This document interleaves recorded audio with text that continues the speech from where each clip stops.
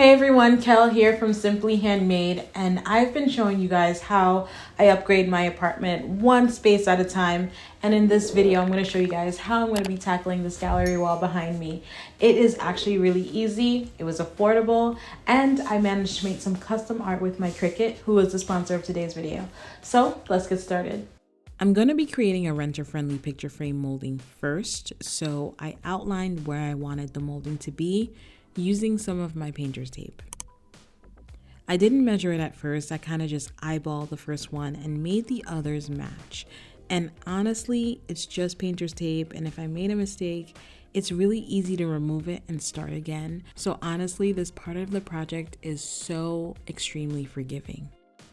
I measured the painter's tape and I cut down some PVC molds accordingly.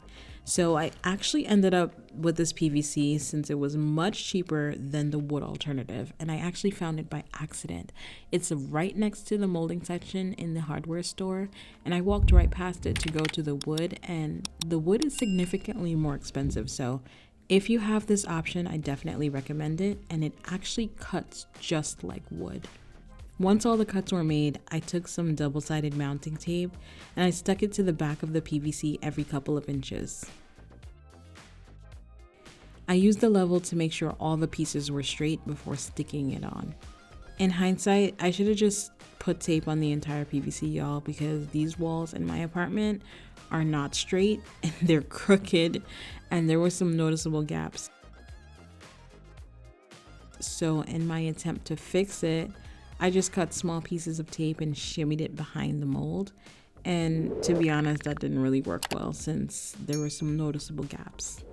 I just ended up caulking the seams for a nicer finish, and taking down these molds should be really interesting when I move. I am not looking forward to it. But here are the gaps that I was telling you about. I just could not deal with them. I saw them every single time I came into the space, so it was a no for me. I painted the PVC the same color as the wall, and then I moved onto the gallery wall. Don't laugh at me, y'all, because I took a day-old pizza box to protect the floors, and I cut up an old paper bag, and I removed the handles for the next step. I taped off any tears in the bag, and I cut it down to the same size of the frame.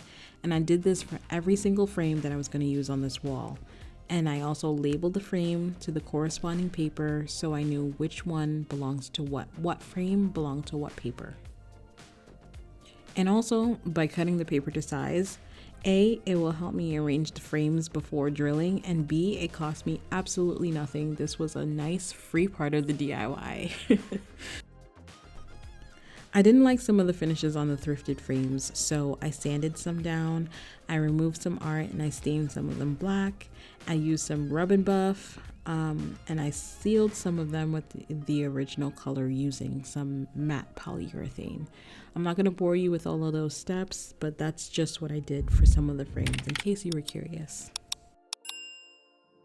For most of the frames, I swapped some photos out for photos of my family, but for some, I added a layer of joint compound to the back to add some texture and visual interest instead of having just a regular blank space. So you'll see why I opted for this later on in the video.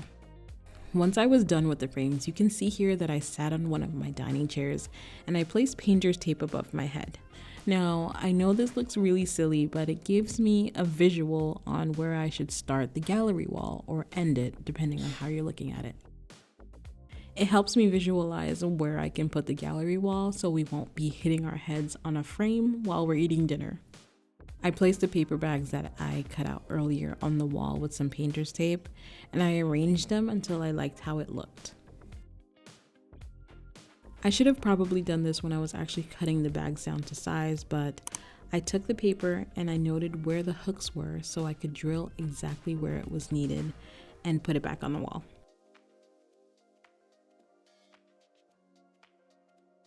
I drilled some pilot holes through the paper into the wall, and I installed some anchor screws to hold up the frame.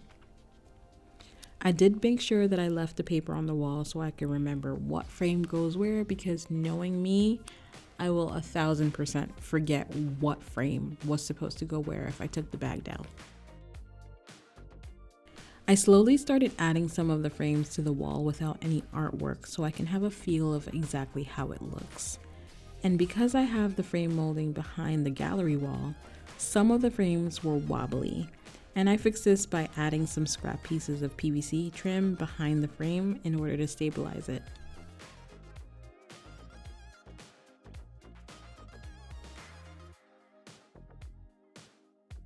Now for the custom art, which is my favorite part. I wanted to create a lined art kind of drawing of my husband and I, so I imported our wedding photo into Procreate and I created a line drawing that would later be cut by my Cricut.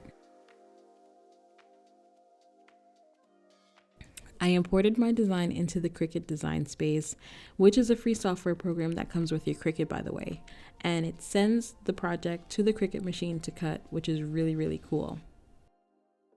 Design Space is actually really nice because it has a library of hundreds of images and fonts you can choose from in order to create a custom art that you love.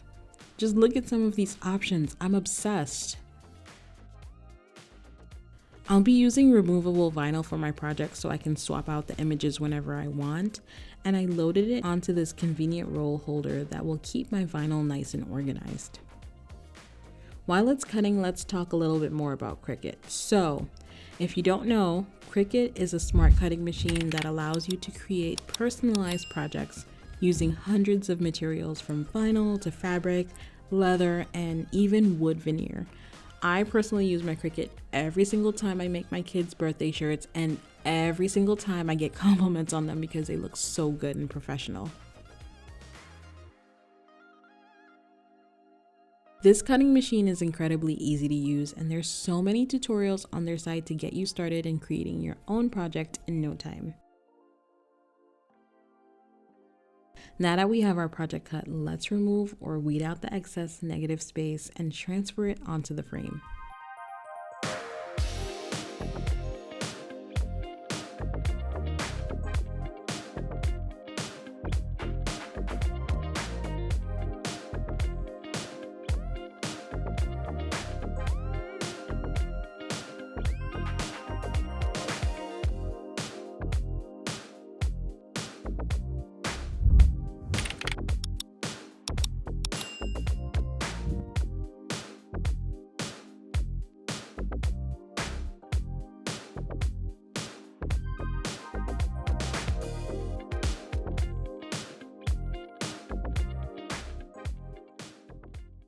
This gallery wall seriously makes me so happy, and these custom art pieces make it so beautiful, and I love that I can create a new piece of art using my Cricut whenever I want. It just makes changing things up so easy and so convenient. My family and I absolutely love this space, and do you remember that blank piece with the joint compound that we made earlier? Well, it serves as a whiteboard during homeschool days with my boys. If you watched until the end of the video, I will be giving away 2 custom line art pieces to 2 lucky winners, so check out the description box for details on how to enter. Thank you so much for watching, and special thanks to my friends over at Cricut for sponsoring this video. Thank you guys again for watching, and I'll see you in the next one. Bye!